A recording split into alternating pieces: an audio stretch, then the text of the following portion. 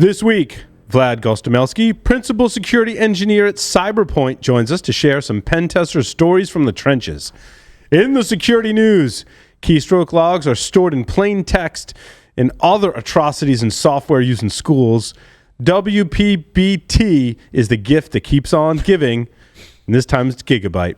PCI DSS 4.0, drink, immutable Linux desktops, one-packet exploits, neat Linux malware, sock puppets, a must-read new book about hacks, why, SMB, what, why, boot girls, exposing customers' data, that is, cracking GSM, you must use 2FA, not should, must.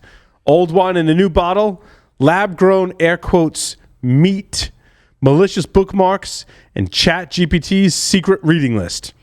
All that and more on this episode of Paul's Security Weekly. This is a Security Weekly production for security professionals by security professionals. Please visit securityweekly.com/subscribe to subscribe to all the shows on our network. Broadcasting live from G-Unit Studios in Rhode Island, it's the show where exploits run wild, packets aren't the only things getting sniffed, and the cocktails flow steady. It's Paul's Security Weekly. Do your top-performing analysts know how much you appreciate them? Now's your opportunity to show them. And no, we don't mean just throwing your team a pizza party. Instead, nominate your team members for the 3rd annual SOC Analyst Appreciation Day Awards program. Devo is recognizing analysts who continuously learn new skills, effectively collaborate, and remain level-headed even under immense pressure. The deadline to nominate analysts is June 30th, and Devo will announce and celebrate the winners during SOC Analyst Appreciation Day in October. Submit your nomination today at securityweekly.com/Devo. And welcome to the show. But first, let me introduce you to a man coming to you in 120 by 160 pixels, streamed via parallel port webcam, courtesy Lo-Fi Darth Vader, Mr. Paul Asadorian. Welcome, everyone, to Paul's Security Weekly. It is episode number 787, being recorded on May 31st, 2023, right here in G-Unit Studios in Rhode Island, where when life hands you doers, we make old fashions. Mr. Larry Pesce is here with us. Larry, welcome. Hey, Paul. Man, what are all those squares? Like, you're really pixelated. I know, right? I feel like the audio is the next thing to go. Oh, man. The next thing you know, we'll have like the scratch of the vinyl. That's right. Hey, now. Oh, good Lord, please no. But it's such a warm sound. Joining us remotely, Mr. Jeff Mann, out by the cabin. Jeff, welcome. I am not by the cabin. I am sitting on the porch of the cabin. Hey, quick story, if I may, Paul. You and Larry and Josh will get this mostly.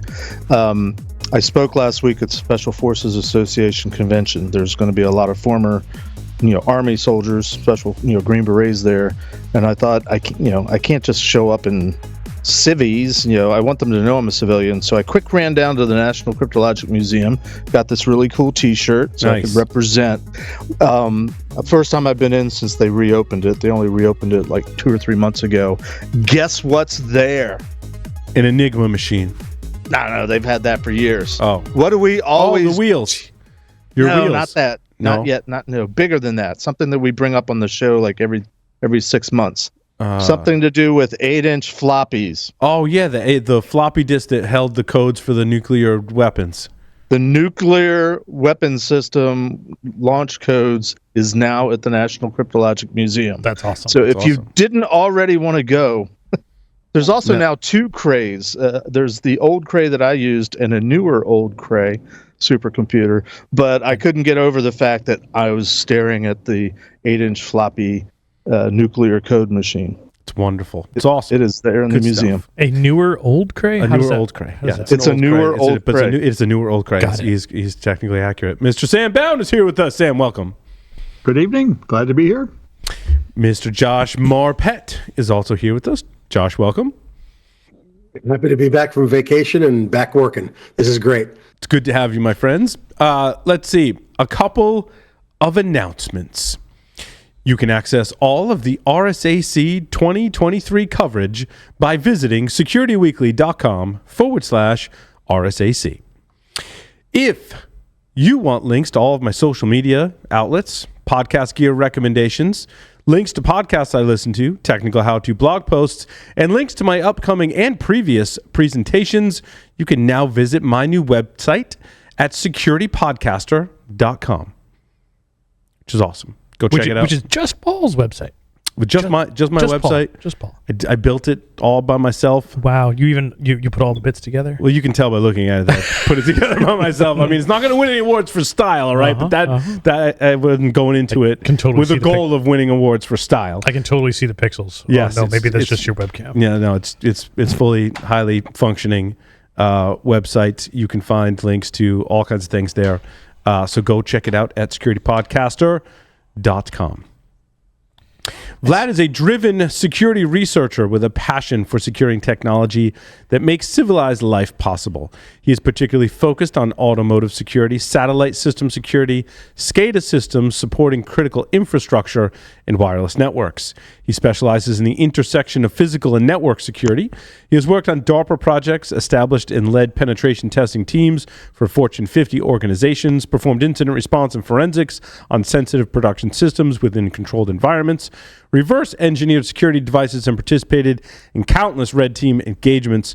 Vlad has also spoken at various security conferences, including B-Sides, DEF CON, Black Hat, Hope, and ShmooCon. Vlad, welcome to Paul Security Weekly. Thanks for having me, guys. It's wonderful to have you here with us this evening, Vlad. I want to start with asking you how you get your start in information security. Can you tell that story yet? And I was trying to figure out what I wanted to do. I was thinking of leaning more towards computer science. Then I was thinking more information systems. And then I saw the Skill show. It was called Tiger Team. How many of you remember that show? Oh. It was Chris Nickerson and his gang. He loves that show. That there's I haven't watched that show. Teams and red teams in the private industry, not just in the military. And I thought, that looks kind of cool. I think I'd like to do that. And they changed my direction in what I was doing. I stopped following the college curriculum completely, and they just started taking classes that would make me the best possible penetration tester. I was taking all sorts of stuff, like advanced classes meant for PhD levels, completely ignoring my undergrad curriculum. And here I am 21 years later. That's amazing. You have an amazing history in your bio. Tiger Team was 21 years old. Oh, my God. To make me feel old now. I remember Tiger Team, two things come to mind. When they stole the car, and was that also the episode? That was the second or third show. Yeah, and was that also the episode where, was it Luke forgot the USB cable? McComey? Yeah. Yeah. Which he didn't have a USB cable. The one I remember is when they broke into the jewelry store and they set the alarm off. So they used the cell phone jammer at the panel. Yes. Yeah. And they documented illegal shit on TV. Oops. Good times. Yep, good times. Good thing no one was watching. Yep. Except for Vlad and us. Right. Well, the show that counts after, one season or half a season? So I feel like there were probably about, 50, 100 viewers, but it's 100 viewers that counted. That's right. Yep. It did. Exactly. No, we love those guys, of course. We like to give them crap. So, Vlad, where do we want to start? At the beginning. Where do you want to start? I have so many questions. So I just full disclosure, I know several of the show hosts, and one funny story is actually how I met Josh. All right, let's go there. Let's go with how I met Josh. It was my 200, AKA how I met your mother. Go ahead. My first day back from government employment. I was working for a private company, and they sent me on a multi-month engagement to work for a financial company, on-site loan staff. And, how first day of the job is, you're getting kind of situated. People want you to stay away while they get everything situated, but you're fully billable. So they told me there was this application. It's a sensitive application because it controls quite a few paychecks that are actively being printed right now. But they said it's a pretty secure application, just no denial of service, but this application has been kind of tested numerous times. Just poke around, see what you could find, just no denial of service. The application should be pretty robust. They gave me a few test accounts, started poking out and going through a due diligence checklist. This was about 2005, 2006. I got my OWASP testing guide. I have my own notes, kind of going through it, getting to know my new coworkers, my new employees. And I get to the portion about SQL. Wait. Vlad. And Let me tell this from my point of view for a second, All because right, this hold is on. really funny from my point of view. It's like the camera angle's like panning, except it's voice. So this guy, this skinny Russian guy gets put in the cube next to me, okay, at this financial firm where I'm doing some system administration work and rollout, and like they're saying, hey, this is the first one across all our campuses. We need you to run this. Okay, no problem, whatever. And the skinny Russian guy gets put in the cube next to me, and I'm like, hey, what's going on? And he's like, hey, and we introduce, and we're chatting for a few minutes, and it's cool. And so he's working, and I hear, keys furiously clacking. And the next cube over, he goes, and keys furiously clacking, and he stops. Keys furiously clacking, and he stops. All of a sudden, keys furiously clacking, he goes, oh. And he prairie dogs up out of the cube. And he's like got this frantic expression on his face. And I'm like, what's the matter? He goes, that shouldn't have worked. Like, what shouldn't Those have were worked? my words. He goes, I told the SQL server to shut down. Like, okay. What did it do? He goes, it shut down. I'm like, well, what was that SQL server doing? I'm like, it was a test server or something, right? He goes, no, that was the production server. I'm like, so what did it do that it was so, that you're like freaked out? He goes, it prints paychecks. I'm like, for who? 1/7 of America. I'm like, oh, Not where's anymore. your boss? Not right now, actually, because the database is down. But yeah. Continue. And that's kind of the point. And it was close to payday. Okay. So I go, okay, where's your boss? He goes, up there. I'm like, run! And he just boogies. So that is an easily accurate description of what happened. Those were the words as I recall them exactly. And the reason that popped up into one of these is because in my mind, I was picturing, how many of you remember the old Dilbert cartoon where when the train goes down, everyone has their ties around their necks and half the cubicle farm is on fire? I half expected the campus to start looking like that. But it gets better because it didn't look like it. So what happened from this point forward though? So I run to the office of the guy who was responsible for bringing me on site and explain what happened. We quickly get a call with a team. And we explained what happened. And they said, oh, no, the server just crashed. It happens sometimes. There's no way you're responsible for this.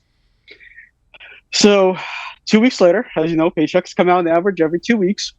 We're on the phone with them, presenting the report. And they said they want us to remove a critical finding because they said, there's no way you possibly did this. The system just crashes sometimes. And if you're so confident, prove it. And now, of course, all eyes are on me. And you guessed it. Paychecks are being printed again because it's 2 weeks later, and the system shuts down again. The people on the line go, oh, and just hang up on us. The boss looks over at me and goes, well, 3 o'clock. Yes, you can go home now. Oh, no. That's amazing. And hopefully your paycheck was already printed. Yeah, so that was my first day back in the private sector. All sorts of things running through my mind. Like, am I going to be fired? Can I get my old Govy job back? How bad is this going to be? Are my team members going to be pissed at me? But I was very happy that the team, in fact, they tried to play it off and say that this happens on a regular basis. Which kind of makes me wonder what other things happen on a regular basis that they just assume are a glitch and, not threat actors. But now at this particular engagement, they let you back on site, correct? Oh, they loved me. They had me back and they re-signed me twice. They were singing my praises. But that's not always been true during your career, Vlad. Oh, no. There are numerous people all over the world that are absolutely pissed at me. There are companies that I am banned for. I want to hear about the one time. I want to hear about that one time though, where you tested the physical security of a door. So the door story precedes me. All right, I guess we could jump over to that. I was in London doing an engagement, and our sales team asked to shadow the sales guy and go on the sales call. There was a company that was interested in engaging us, but they wanted to meet the security team and talk to us, kind of to help close the deal. While we were waiting downstairs, I made myself my way into the building, walked all over the building, kind of got acquainted with it, went back down, and that's when the CISO came in and grabbed us.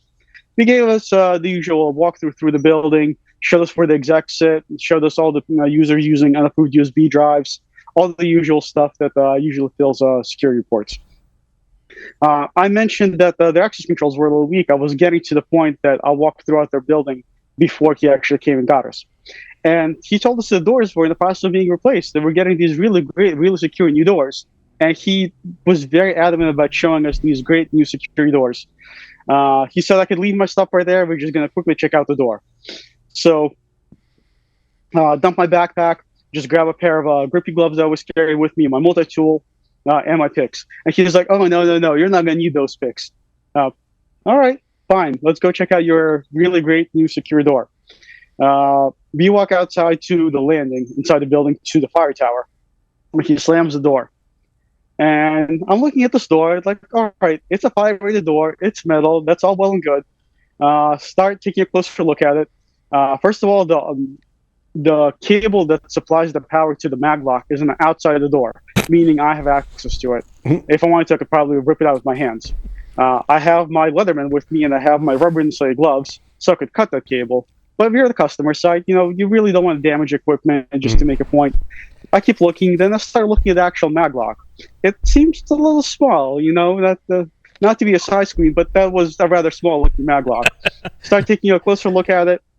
There's a lot of Chinese writing on it, and then I get to the part that I was looking for, the breaking strength for the lock that it's supposed to maintain, and it's 150 pounds. I'm a 175-pound guy, so I know as long as I could get some good leverage on it, I can bust it open. So I'm kind of have like this cartoon going in my head. I grab the door handle with both hands. I kind of jump up and brace my feet against the wall. I shake my butt to generate leverage, and the door pops open, and now I look great, and everyone claps. So grab the door handle, brace my feet up against the wall, start leaning back, and shake my butt a little bit. And I end up almost falling down the stairs. I just barely catch myself in the landing, and I get up to find myself still holding the door handle. The entire door is ripped out with the door frame. It's held in the drywall with these tiny little screws. This like giant armored door assembly. It's attached to the wall only by the armored electrical cable. The company CISO looks absolutely horrified and is yelling, "You broke my secure door!" And I'm like, "Sir, hold on. First of all, your door is still completely intact. It's ready for proper installation. And then we can discuss how secure your door actually is when we come back for full engagement." You should have said, "Hey, if you got some longer screws and a drill, I can fix this for you right now." No. I'm a security consultant. That's right. You're there to point out the problems. Not fix Don't actually fix anything. That's like a whole different team, though. This is a union shop. We know what our job is. Right. We just break stuff and write reports. So get back to the hotel room, put together a small interim report, and point out that ripped out the door with just by bare arms. Send it out to corporate for approval before it goes to the customer. They try to quote unquote fix it because I use BAAR spelling, like bare arms. And they try to change it to bare arms, like BAARE arms. And it's all no. When you rip out a door with your bare arms, you can spell however you want to. It goes out to the customer. We do end up signing with a customer with the condition that I'm never the consultant that goes back on site to their facility. So win-win. I get somebody else in to deal with the CISO, and we made the sale. But did you get BEAR arms in the report, or did you win that battle? I kept those bare arms. I refused to edit. That's awesome. That's great. Can we see those bare arms right now? Yeah, let's see them. Vlad. Oh, those are some bare arms. If that's all it takes to rip out your quote-unquote secure door, you've got bigger problems. No. Amazing. Those are hacker bear arms, if I ever saw some. Vlad, how did you learn pen testing though? I mean, obviously you have the right mindset for it. We've established that, and a great sense of humor. We've established that. But like, how did you learn? What was your path to learn pen testing? Just to really make you feel old, I would say going back to 1995, hanging out in the chat rooms, back when AOL was still a thing, hanging out on various less than reputable forums, meeting some people and reading lots of guides back in the days of textfiles.com, textfiles.org. all the defacement mirrors, just reading every single possible guide I can get my hands on, and getting some hands-on practice back in the wild days of the internet. Yeah, my how times have changed. Mm-hmm. It's awesome. Yeah. Sometimes they have longer screws in the doors now. This much is true. Well, most of the time I actually get the shim doors or steel credentials. It's very rare that we actually break anything. We usually point out how insecure something was designed or built or the implementation of things, but that's one of the things that I legitimately completely broke at the customer site. Yeah, I was at a. Go ahead, Jeff. Sorry, Paul. I was at a data center just a couple weeks ago where the, they had a whole bunch of. It was built into an office building, so it sort of was almost like a skiff inside what would have been a normal open space. So they had cameras in every door except for the emergency exit door. Only was alarmed, and we were like debating whether we should open it and whether the alarm would go off because this was just a PCI assessment. So we ended up going down to the security guards, the building security guards, and they're like, yeah, go ahead, go for it. And so they had, we were on the phone with somebody that was up there, and they opened up the door, and the alarms were going off up there. The guard desk wasn't getting any notice, but when I looked at the outside of the door, the hinges were on the outside of the door, which is a big no-no for any data. Well, it depends on the kind of hinge it is. There are some very nice externally facing hinges, but those are not the kind of people. I submit to you that bare arms can defeat any hinge that's accessible. Yeah, Jeff, we had one of those back in the day. Before I worked at Guardians and many moons ago, we were doing a test for a hospital, and they had a box on the side of the building, a plastic box on the side of the building that had active network jacks in it. And it was there so they could bring like the MRI trailer, like the temporary trailer where the MRI is that they lease and that stuff, and they could just plug in. And it's got this rusty old padlock on it. And here Darren and I are trying to pick this lock, and we're sitting there at lunch trying to pick this lock, and it's like, it's not happening. We're like, man, we need some WD-40. And I'm like, wait a minute. The hinge pin is on the outside. So I grab my Leatherman and I grab onto the nub of the pin for the box, and I just pull the pin straight out and the box falls open. I'm like, we spent an hour trying to pick this lock, and it was that easy. Yep. Hinges on the pins on the outside. Vlad, so I was going to say, I've been there. I feel like there's not too many training classes for physical security kind of testing, right? I feel like it's on-the-job training, unless maybe you're in the military or government, right? And they have their own internal, training programs for that. But I think outside of that, I mean, today there are, but back in the day, not so many classes. Is this just something that you picked up on your own? And what's your advice for people today that really want to get into physical penetration testing? So two-part answer, yes. Back in the day, there was absolutely nothing. The closest thing we had was the Lockpick Village. And about 2002, 2003 at DEF CON, the Lockpick Village is when I actually first met Deviant because he was hanging out there. And yeah, most of it was just internet guides. There were no good resources for cloning badges or anything like that. There were some lockpicking guides. There were some bypassing guides. The closest you could get to is there were various guides about breaking into places, things tailored towards criminals. And I figured that since we're emulating the threat to the organization, that those are the guides that I should be reading, and those are the things I should be practicing. I ended up building several doors and just drilling for the hardware to install locks, practicing picking various locks, the most common locks that I could find on commercial buildings and residential buildings, and just getting lots and lots of practice and bypassing them and picking them. And the rest was on-the-job training, talking to other penetration testers, hearing about things that worked, going to as many conferences as I could, and just paying attention to as many talks as possible. Nowadays, there's a few good classes. One is, of course, the one taught by Deviant and his company. There's some specific red team training. And of course, there's if you're a government employee, there's various government classes that cover the same thing and engage some of the same people to teach them. Hey, tell the truth. Did you have a copy? I'm sorry. Did you have a copy of the Anarchist Cookbook? Yes. Oh, yeah. Probably going back to 1997 or so. Yep. Yep, the first time you go into Yeah, a well, hardware who store, this first time you read that and you go into the hardware store and ask for saltpeter. Ask me how I know this. I think it was about 1991. Yeah. It had more than that. Ask about the friend of ours that ordered KNO3 over from Amazon.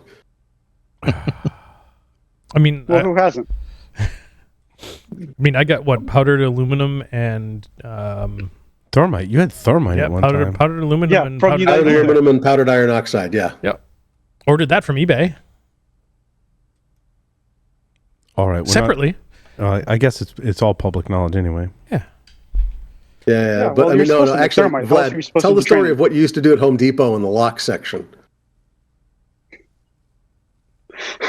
Oh yeah, back in the day, Home Depot actually had the hardware section had all their padlocks right on hinges to show how they mount. So sometimes during lunch, I would go through and just practice opening all of them in a line and leave them open. They used to get people pretty excited. It's awesome. Yeah, then get you kicked out of Home Depot. But details. No, I think that was measuring iron pipe and end caps. Oh, gee. Well, some of the padlocks though, I've seen videos where they take another padlock and they just whack the padlock and it pops open. That I've not seen. I've seen using 2 wrenches to pop it open. Yep. Generally, some of the most common locks that are there. Well, if you're doing a demo video on them, you have to be careful to not look at it directly because it might pop open before you're ready, before the camera's rolling. So you kind of just have to look at it sideways before you're ready. And once the camera's rolling, you can actually look at it and it'll just pop open. I'm a big fan of Lock Picking Lawyer and the video that he does. Yeah. Some of the demos of the locks. Vlad, I had a question. He So does amazing work. one of my sons, he does amazing work explaining and it. I forgot this, and I started Googling it, and then I got sidetracked. But he had one of the directional master locks. Am I using the term correctly? Yep. It's directional, right? That's the name for the lock. Yeah, 4 ways. Well, what is the common way to bypass those? Because I started and there's like ridiculous videos on like no. Like I know there's a way or two, maybe more, that easily bypasses those, right? But isn't it, up, down, up, down, I'm not left, sure I right, left, understand right? which lock you're talking about. Yeah, the ones where it has like a knob on the front and it can move in the forward, up, down, or left, right. And that's it. It's like a combination lock. Oh, Yeah, But your combination is like you probably don't see it much directions. on pen test. They're made for like people's lockers at the gym or whatever. Yep. I had one of I those. have not seen those yet. On the engagements, it's a lot of the older, larger master locks, a lot of American locks, ABUS locks, puck locks. Yep. If you're dealing with railroads, they take locks very, very seriously. So there's lots of switches that are locked up in ways that can't easily be bypassed. Those locks are not anything you would even waste time on if you just move on. Interesting. And they're not master locks. Other fun things about railroads. I've been in Australia, and they have weird lock standards. Like all their wafer locks don't use the same standard that we do. So if you have a keyring full of master keys with you, they actually will not be useful. We spent probably an hour in the summer heat in Australia with juggler locks trying to open a cabinet on the side of the railroad, and we were just not able to. It was utter failure. And it was a wafer lock, which is Yeah. that's kind of surprising. Yeah, we thought we'd have it in seconds. Like it was an embarrassing moment for several people that will not admit to having been there. Not their proudest moment. Hey, they happen. But any other like physical penetration testing stories that particularly come to mind? I know I remember the Darknet Diaries episode that we talked about probably a year ago now, where the person like unfortunately got hurt, but like it made that whole story because he jumped off the roof of a shed or something like that and got a hairline fracture, which is very unfortunate. But I mean, he was very like graceful about it. Like afterwards, he talked about it and stuff. Yep. Those two guys work for Guardians now. Oh, okay, yeah, I love those two guys. Yep. So, any other stories, Vlad, that come to mind? So back at the same rail assessment, we had some awesome wins there. Besides just the embarrassment, it was a large rail organization, and we wanted to capture some credentials. We wanted to copy their HID cards. From looking from the distance, we were pretty sure, and from looking at the readers, we knew that it would be fairly easy to copy. The guy that was in an assessment with tried to do several brush passes. He had the whole messenger bag, tried to get really close to people, and he just wasn't having any luck. And he was supposed to be the physical security lead on the engagement. So I told him, like, let me give you a hand. You sit here with the iPad and give me the reader, and I'm going to try. I made my way over to the side of the building that has the executive offices, and I saw 3 people talking, and I made a beeline for them. They were dressed very nicely in suits. Again, this is the heat of the summer, so if they were wearing suits, they must be not the construction worker people. No, they must be the executives. Walk over to them and just address the group and said, "Hey, I noticed this morning you were having trouble badging in. There must be something wrong with your badge. Let me check for you." And I'm holding out the parking lot reader that's modified to steal credentials. And they take the badge off their lanyard and put it on the reader and just like swipe it across. And I'm just watching for the green light. I'm like, okay, that seems okay. And then one of the 3 people actually says, "Oh yeah, I think I was having trouble." So I get 3 badges to scan on the reader. I'm holding in my hands. There's no way this looks legitimate. That's amazing. But it's amazing that no one asked for your credentials or anything like that. Like they were just instantly trusting of you, Vlad. Yeah, exactly. Because I looked like they're a typical IT geek. I was wearing a pair of jeans. I was wearing a polo shirt. I did not have their badge. I actually had my security company's badge on my belt because everyone else had a badge. So I felt like I needed a badge. So I put my work badge on my belt, and instantly I was one of them. Mm-hmm. Plus, I had a yellow safety vest with them, with me. I wasn't wearing it. It was kind of like in my hands. So then you belong, because if you have a yellow safety vest, you're one of them. Yeah, you had a yellow safety vest. You had a badge. You were dressed like an IT person. You're good. It's awesome. Let's see, some other adventures. They have a center that's responsible for running all the trains, responsible for the security. It actually had 2-factor authentication. They actually had a biometric reader that does some sort of a simple eye scan. We spent 2 or 3 days trying to door surf into into their security operations center. And each time you were getting denied, we were told that we have to go back and get an actual badge, because they were asking us for a badge. They would try to get us to scan an eye, and obviously wouldn't scan because we're not in their system. Eventually, we were able to door surf. I believe it was day 4 of the engagement that somebody finally held the door open for us. And we see a room full of people. It was set up like an amphitheater with several levels. And lots of people who have 2 computers. One is connected to the open internet, and one is connected to their internal network. And we take out the rubber duckies, and we proceed to plug them into the computers and telling them you're pushing an emergency IT update. Not a single person stopped us. They were just so gullible and so trusting. I almost felt bad for them as we were harvesting credentials. Yeah, I have a similar story. It's amazing. I mean, it kind of go back to both of the stories you just provided to us, was that if you look the part of an IT person, people will just give you access to their tech stuff, their computer, their badge, or whatever. And I mean, I remember being on a pen test where I had an intern, like, go say you're from the help desk and go plug this USB into all these different departments. And like, we marched through HR and finance. And like, just say you need access for like just a quick minute just to do an update. It was like, doink, doink, doink. And at the time, it was Core Impact callbacks. So I had Alex Horan's voice. What was New agent deployed. New agent deployed. New agent deployed. Let's just say new agent deployed. Every time we went to new, it was awesome. Yeah, nowadays I mostly push LAN turtles, especially LAN turtles with the 4G modem on it. I love leaving those behind. But what we do is we typically go in after hours. We'll plug them into every single machine that's turned on. We typically don't turn machines on. We'll flip over every single keyboard. We'll open the top drawer. We'll photograph any possible credentials that are there. We'll photograph 2FA tokens. If you're authorized to, we'll actually grab the 2FA tokens and try and gain access. And while everyone's having dinner, we try to schedule for 6 or 7 p.m. local time, wherever we are. Then we'll combine that with horizontal brute force. So right now it's 2023, so we'll try summer 2023, autumn 2023, winter 2023. We'll figure out your local sports team. So if you're based in Philadelphia, we'll do Fly Eagles Fly, and they'll get us access to so many accounts that we'll just trample across your AD domain and then pick up any low-hanging fruit. It's amazing how simple how those simple seasonal based passwords for like password resets and new accounts still work. Like summer capital S 2023 exclamation point.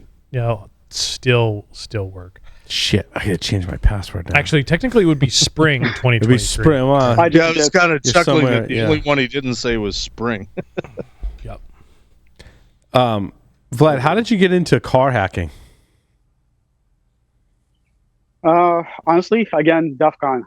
Seeing Car Hacking Village and realizing how many computer systems there were in the car.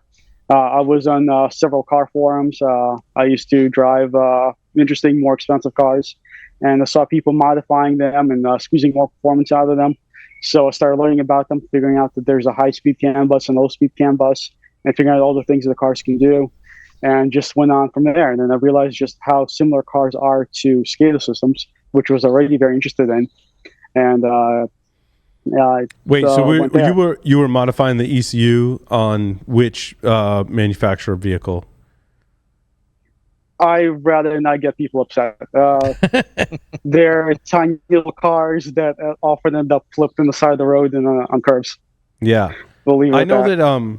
I heard that when I was into like car modification, I had a Mini Cooper at the time, and there were companies that would like send you you'd send them the parameters, they send you a file, and you load that file into something that you plug into the car, and it would update the ECU. But like Audi, you could do it all with just software, I believe, is what I was reading at the time. Like Audi, you could just like program the ECU on certain models. But yeah, I don't know about now. Here, the Audis, you could just push it with a USB stick. Yeah. That little port. So there's usually a port towards the front, and there's also a port near your armrest. You could just push firmware to many vehicles through the USB port near the armrest. What's funny is some of those manufacturers send you a USB drive, and of course it looks shady as hell when a USB drive shows up in the mail, and supposedly the manufacturer is telling you to plug it in. If you actually take the file and reverse engineer, you could figure out how it's signed, and often it's not done properly, so you could actually start pushing your own updates if you figure out how to bypass the signing process. And I mean, the reason I'm being cagey about the manufacturer is because we actually went out to Japan. We found an issue with that car manufacturer. We found some funny wireless vulnerabilities, and the engineers at the company completely blew us off. Luckily, I had some exploit code for a demo written for the hacker F. Walked out to the window of the fourth floor and played it back. And a large number of the cars in the parking lot just started with their alarms blaring and started locking and unlocking. And then the engineer walked over and said, like, hold on, show me that again. Explain that again, what you were just telling me. So it nearly ruined the meeting. So if you're disclosing vulnerability, you definitely have proof of concept code and make it at least slightly destructive. Not totally destructive, but sometimes you really have to prove it to a company that it's a legitimate vulnerability, that you're not just there trying to win work and not just blowing smoke up their ass. There's a huge variance, though, between car manufacturers in general, but also between models and model years, right? Like I guess it's similar to IoT devices, right? We have the same thing, except with IoT. So there's a lot of variance, yes, but a lot of the underlying structure is the same. So, for example, if a car manufacturer decides that they're using a particular frequency and a particular chip for the security system to lock and unlock their vehicles, they'll try to use it across the fleet for the cost savings. For a car manufacturer, if they could achieve a 12% cost savings across a chip or across a package, that means millions of dollars of profit because of how many vehicles they're selling. Yep, totally. Yeah, it's interesting. Is that how we end up with, well, like the Flipper Zero? My friend Bob has a hacked Flipper Zero that has all the codes on it, including ones you're not supposed to transmit. The chaos firmware. Yeah. Yes, my friend uses Unleashed, right? And then you can download the sets of sub gigahertz, and there's just like a whole menu of cars. And like some friend, right? So it gets better than that. Somebody released a code that will actually make a smart meter continuously reboot in a boot loop. So you can make somebody's house reboot and turn electricity on and off continuously. Or so I hear. So the power to the home? Yep. Yes, because it interfaces with your smart meter. Oh, interesting. There are hacks that'll make a smart meter turn off an entire block. Well, you say that, though, the scary part is I bought a Tesla not that long ago, and I was a little drunk when I ordered it. So You were drunk when you ordered the Tesla? yeah. Oh, geez. I was at the pool on vacation, and I had one of those like big, huge like drinks with a lot of rum in it, and I was good ways of the way through it, and that was my first drink. And so I'm ordering the Tesla, and it gets to the screen where it's like, "What charging things do you want?" And I'm like, I want all the charging things. I don't want to ever run out of a charge. I want all. So I got the mobile, and so when I checked afterwards, I'm like, did I need all that? Like, so I got the mobile charger, which comes with the 110 and the 220 plugs for it, and I got the charging station. I'm like, crap, now I got to get an electrician to install this stuff. So I just sheer luck, I happened to find like one of my son's soccer coaches that's an electrician who, ironically enough, used to install the superchargers like for the Tesla charging stations. So I'm like, well, you're perfect. You're hired.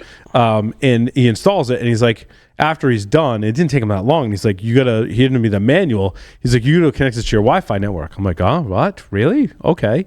Like, well, this seems. And after some fiddling around, like it was super. Like the wireless transmitter on the thing is super low power. Like I had to go next to it with my laptop and hit a default IP address. I'm like, this just reeks of issues. But the fact that someone could hack that, much like your smart meter example, I'm like, I'm scared right now because it seemed like there was really crappy firmware on this thing. Well, I think you should get the Tesla Powerwall. Since it's a giant bank of LiPo batteries with a network port, you'll love that. Yeah. Yes. Do you have a Tesla Powerwall? I mean, I'll love it. I have two of them. Yes. Really? Yes. Yeah. Have you played with it yet? I have not had much of a chance to play with it yet. So if you have any advice, I'd be happy to listen. Yes, there are definitely web services running on non-standard ports that you should poke at, and you can brute force credentials, and it will not lock you out. Yeah, interesting. Same thing with the charger for the car. I'm Yeah, not surprised. It was super shady. A company that I worked for many moons ago, well before In Guardians, right before I joined, they had done a bunch of pen test work on some of the first electric vehicle chargers.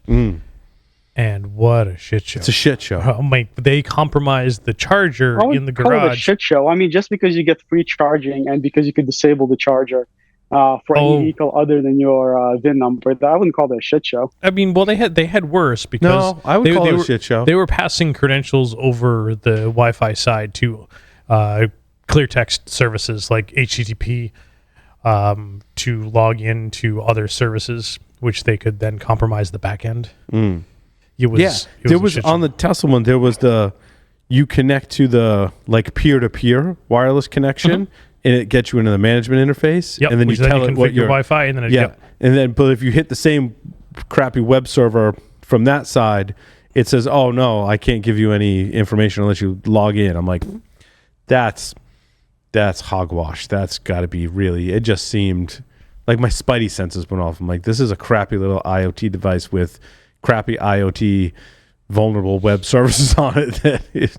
I got to go back. Oh yeah, all it's doing is usually just checks the user agent, and if you spoof the user agent to be the correct user agent, then you're in. Right. That's what a lot of these low power devices are doing. Yeah, that's like a page right out of Joel's back door, actually. Yeah.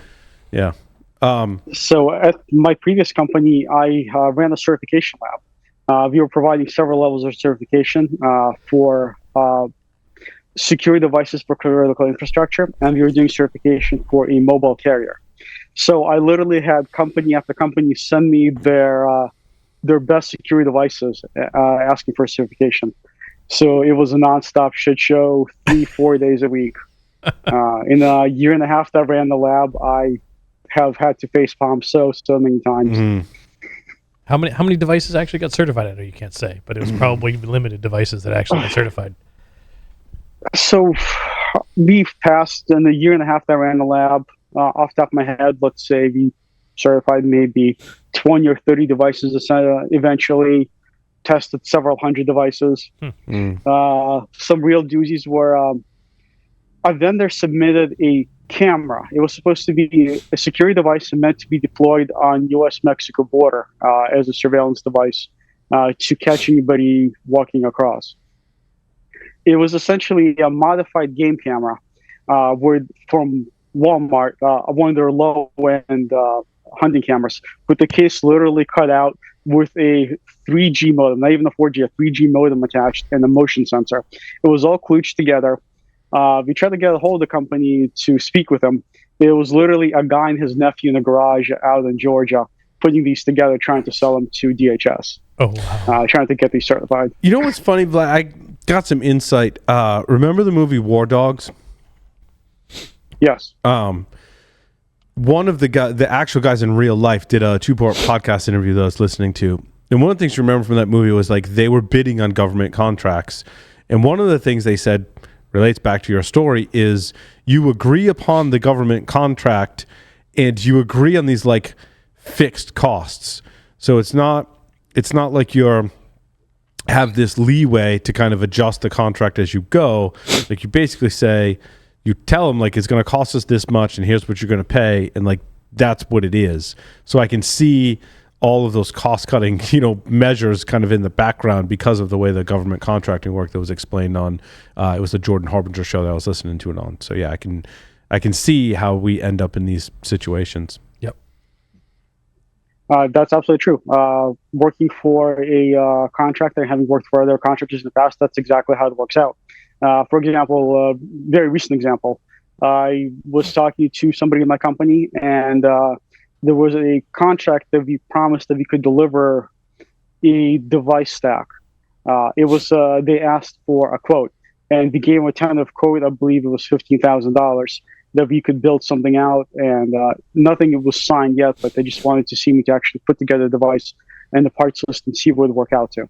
And I was trying to squeeze in everything we need to do, everything that was promised within a certain number. And we were trying to come in at that number or lower, and just trying to figure out, okay, do we really need this? How much performance can we squeeze in? Can we get a different board, or can we get a different chipset and still make it work? Like, well, let's look over the contract again and see what it actually says versus what's implied. So yes, that's absolutely true. But you're supposed to deliver a certain level of service. So I work for a company that's been established for, I believe, 16 years. Previous company I worked for has been around since World War II, building out radar systems.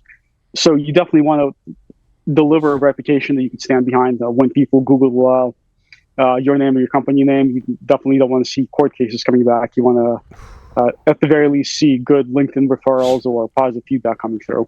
But at the same time, you're trying to have the company stay in the black and not go into the red on a contract. Right.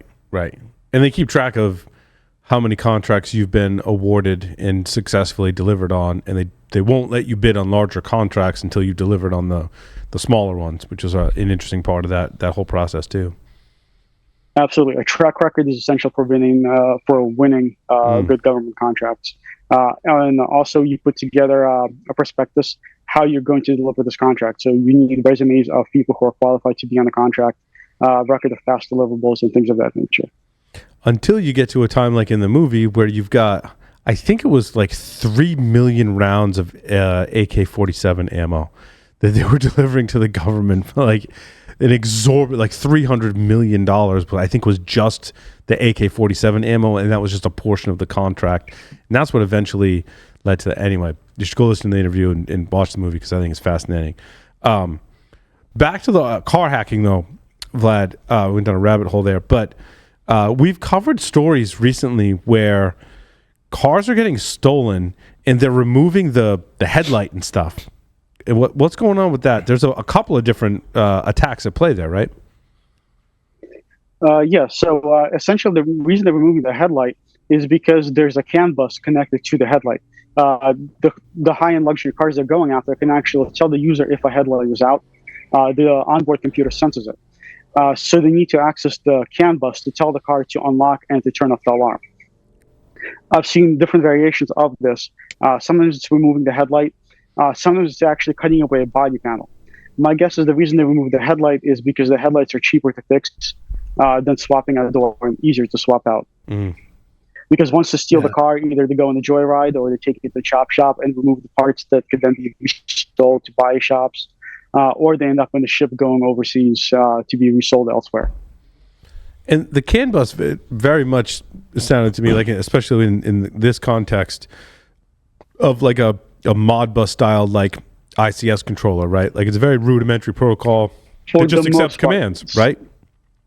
That's right. Some vehicles have something a little bit more advanced, but for the most part, especially on a high-speed CAN bus, the most essential thing is speed and delivery of messages. You want to be able to have the sensor tell the airbag to deploy right now. You want to be able to make sure that if your vehicle is fly-by-wire, that when you're turning the wheel 15 degrees, that rotation is transferred over to your power steering and to the braking system so it can adjust. If your suspension front left wheel feels a bump, you need to know that the rear right wheel needs to be able to compensate so the car doesn't move around as much. Yeah, so speed of messages is utmost importance. It's funny you say all encryption, that. You're getting a checksum if you're lucky. It's funny you say all that, Vlad, because one of my cars is in the shop, and it's one of the higher end Lincolns that has like a ton of different sensors on it, and all of a sudden, I'm getting like every error message from essentially the ECU. It's like your the driving modes don't work, so you can set it to like normal or sport mode. Like that doesn't work. It's telling me the traction control is disabled. It's telling me all this other stuff. And so like finally the dealership calls me and he's like, well, there's a sensor that monitors the axle and I'm like, that talks to the ECU. He's like, yeah. I'm like, you can talk like normal to me, fine. Like I'm familiar with this stuff. And he's like, yeah. I'm like, so that kind of makes sense. Like if a sensor that's monitoring the axle would have access to the ECU to send those commands to go like basically everything with like driving, they would deal with the axle is going wrong because that sensor's failed. He's like, yeah, it's failed on a bunch of cars and like we're waiting for the part to come in. So I was like, oh, so that reminded me of the like removing the headlight. It's all access to that CAN bus. Yeah, definitely would encourage you to stop by the Car Hacking Village if you want some hands-on demos and watch how that works. It's pretty straightforward walkthrough. It's actually scary how sophisticated the cars are and how easy they are to interface with. Yep. Vlad, did you do the Cyber Auto Challenge with Battelle back in the day? No, I did not. Okay, I could have sworn it was you that was there, but clearly not. Damn it. I don't believe so. Damn it. I'm pretty sure it wasn't. Vlad, for those that want to get into car hacking, though, like, do you have to go buy a car, or like, how do you practice? No, definitely not. There's a whole lot of emulators that you can get. I definitely wouldn't encourage you to play with your neighbor's car. But I would definitely recommend buying parts from a junkyard. I was fortunate I had coworkers whose father owned the junkyard, so when I would ask for a part and expecting to pay for it, I would just have a plastic Ziploc bag tossed to me a few days later with certain parts. But you can get these used at junkyards stupid cheap. Because some of the prices have been quoted over the phone. There's as little as $12 to $50 for a car ECU, and you just power with a 12-volt power supply. You can interface with it. In fact, if you have a car and you enjoy driving it and you like having the car intact, I would definitely say do not start car hacking with that car because you will do weird things that you will then have to go to the dealership for. Yeah, I've turned off agree. my HUD system on my everyday driver accidentally. I've broken speedometer sensors on my vehicle. Let's see. I've broken the pedestrian Let's be sensor honest, system Vlad, on you've my broken car everything and had on an ugly vehicles. red light on my dashboard for a while. This is the man who I talked to once. I'm like, what'd you do with your old one, your old car? He goes, I sold it. I'm like, I thought it was broken. He goes, that's what I told the guy, but he bought it anyway. Full disclosure, it's broken. Like he broke everything on the car. I think if there was a fluid that could leak, it was leaking. All right. Like you loaded it with how many pounds of stuff? That reminds you of the rental car I brought back once. Oh, dude. Okay, tell that story. Just because. Do tell. Well, that's more than one car, but there was one incident in Vegas. There's always that incident in Vegas. This one time in Vegas. We planned to go off-roading, and we planned ahead. We reserved an appropriate vehicle for off-roading. And we show up at Enterprise, where I'm currently banned. And they tell us that the vehicle is available, but it's across town and it's going to take an hour for to get there from across town. However, they have this lovely new Land Rover, and it's not a rugged Land Rover. It's a mall crawler, not a desert crawler. And I tell them that it's probably not up for the task for going out to the desert. They tell me like, no, it's fine. It's a Land Rover. They even agreed to double my my insurance coverage for free. So like, all right, that's fine. So we go into the desert. We turn off the terrestrial highway, and I'm driving. I'm trying really hard to avoid rocks. So sometimes I'm hitting cactuses. And my friend who was driving felt really bad for the cactuses, so he was avoiding them and hitting rocks. When all was said and done, when we dropped off the car, we may have ripped off the oil pan and destroyed the air ride on the Land Rover. When we brought it back, every single light across the dashboard was on. Somehow we managed to still have enough oil to make it back to Enterprise. So that's one of the enterprises that where I'm currently blacklisted. But they said it would be fine. They said it would be fine. That's awesome. Yeah, but the guy that sent him out in it was probably not the guy that checked it back in, is what I'm thinking. And so when he brought it back, you've got to realize, okay, I've known Vlad for a very long time. Since that incident with the database. Exactly. So when Vlad brought it back, I have no doubt that he handed the keys over, okay, and said, "Here's truck." And then they went, "Well, how is it?" "Oh, it's fine. It's fine. It worked really well, thanks." I'm out of And the here. guy walked out and saw like cacti and rocks embedded in the front grill, and the oil pan ripped off and leaking oil, and turned the key and went, "The lights aren't going off." and then looked back and Vlad just, ha. Yeah, so the problem is that the front counter person is not the same person who services the cars in the back. It was a Land Rover. I believe they handed it to me with less than 70 miles on it, and it was a total loss at that point. Ouch. Good to buy at the salvage auction. So you got banned from Enterprise rental car and from at least one on-site. Is there any other things that you've been banned from, Vlad, that you want to share stories about? Oh, lots of places. I feel like we don't have enough time. Dude, we do not have enough time. Bus tried to merge into me in Seattle and end up grounding my Enterprise car into the divider on a highway. Wait, what? And I was going to be late for a flight, so I parked at a McDonald's with a side basically ripped off, put the keys on top of the tire, and told them I'm catching an Uber to the airport to just call my insurance company about the bill. So I'm obviously banned there as well. Wait, which rental company was that? That wasn't Enterprise? That's a different rental company? That's the thing. Enterprise isn't just one. Well, it is one large corporation, but a lot of the enterprises are actually individually owned.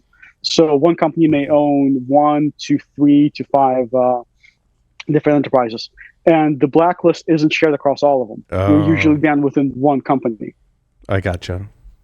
So you're banned in multiple enterprise chains. Multiple enterprises. Multiple. Wow. I feel like we don't have enough time to explore all the places you're banned from, Vlad. Is the burden on you to know where you're banned, or do you try to rent a car online and a flag comes up? I usually just try to book a car, and you book through the national site, but then the actual order goes to individual site, and usually they'll email you and call you and tell you that unfortunately they can't help you with the rental and to seek a rental elsewhere, and that's how you know you're banned. So is it just Enterprise you banned from, or are we talking like Hertz and Avis and all those too? No, like Enterprise cars. They tend to have a good selection, so I usually try to go for them. They have a good selection to destroy. I mean, oh, goodness. All right, one last quick story, Vlad. You got any other stories you want to share with us and our audience this evening? Yeah, so I was, again, on-site consulting for a financial organization. They had just acquired a new organization, and they were really trying to get their customer list, because their customer list was apparently most of the value of the company they just bought. And that company was really cagey and was not willing to hand it over. They were trying to get the parent organization they just bought them to sign NDAs and to sign certain documents that would regulate how they would use the customer information and market products to their customers. However, the person I was reporting to managed to get them to agree to a penetration test to assess their security posture since they were a new acquisition. And the real goal of the assessment was actually to get their customer list. That's what I was told. Wow. Throughout the course of a night, was able to get it in just under 24 hours. The reason I was able, the way I was able to get their customer list is because they actually kept the database of all the private keys that they were using to encrypt their customers' data. So I simply printed out the list of their private keys and assumed that those were their customers, and showed up the next day. Instead of showing up bright and early, I rolled in just by lunchtime because they have a fantastic cafeteria. Didn't want to miss lunch. One of the higher ups of the company was walking through, and they asked how I was going because it was only the first day into the assessment. I told them it might take 2 or 3 days, even if we do succeed. And I told them I'm printing it for him right now. And just seeing him running off towards the printer when I explained that it was a list of their customers' private keys they had stored on the web server, poorly protected.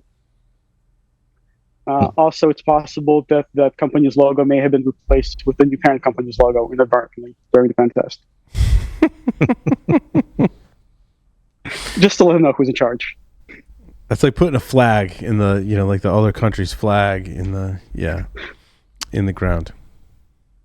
Well, I understand there were some feelings hurt. The larger organization bought them, but they were trying to dictate the terms of the acquisition after the acquisition happened, and just wasn't happening. Yeah, I mean, you can't do that. No, it legally belongs to the parent company at that point. So that was a pretty good time. That's awesome. Let's see. Do we have time for anything else? All right, one more. I'm so enthralled. One more. So I'm going to make this a short one. It was an assessment for a company that started out selling books online and then transitioned to selling other hard goods on the internet. I was fortunate enough to end up on that assessment. And it was going pretty well. It wasn't until day 5 or 6 that I figured out there was a way to bypass the shopping cart checkout process. That they had some promo vendor codes, some test codes that would let you check out without actually entering a payment method. Yes, I've heard of that style attack. I needed a really cool demo to drive it home because I was going to be presenting to the board of directors. So I couldn't be dumb. Like, I couldn't order just a bunch of stupid electronics. That wouldn't be ethical. But I needed something hard to drive a point. So this was in the days before there was a 65-gallon drum of lube that you could send somebody. What they did have is they had a crate of power bars. Not a box, like a crate, like a giant wooden crate that's meant for a large box store. So I sent a crate to my brother, and I told him he could keep the power bars. I just need a picture of him sitting on a crate of power bars with the shipping label visible, because I need that for the report.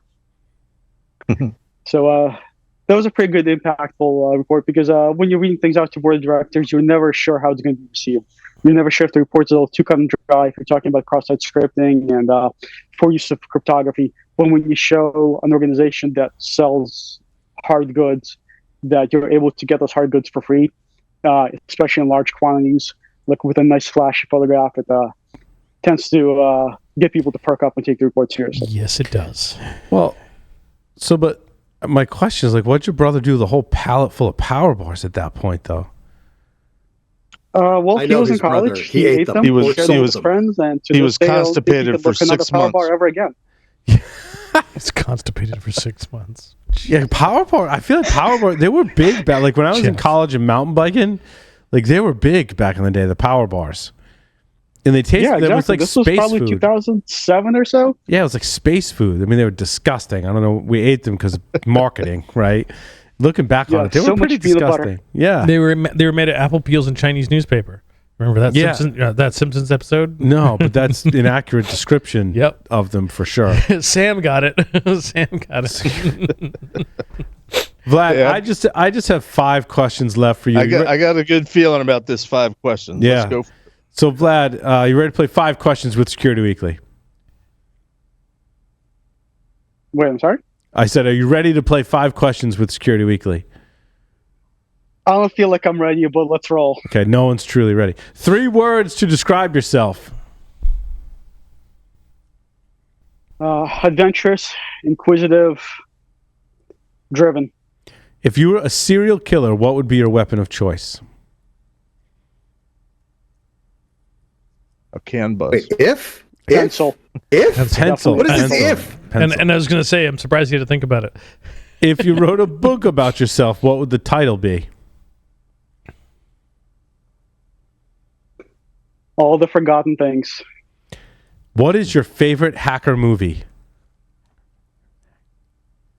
Oh, that's an easy one. War games. War Games. Nice.